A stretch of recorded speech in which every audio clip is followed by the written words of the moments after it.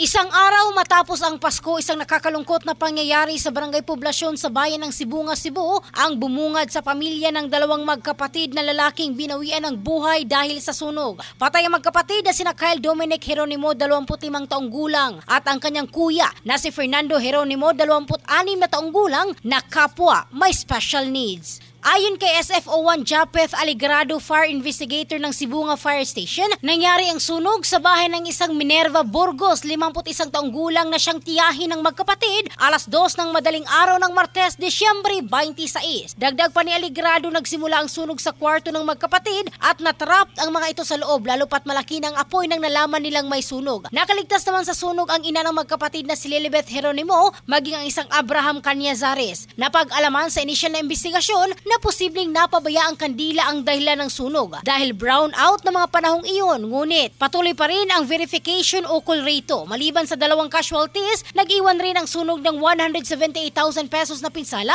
na may isang bahay na totally burned at isang bahay rin ang partially burned. Ang bahaging ito ay hatid ng Drive Max Adult Herbal Capsule, lalaking laging umaangat. In the heart of changing lives, ito si Michelle Craste ng Brigada News Philippines, the Music News Authority.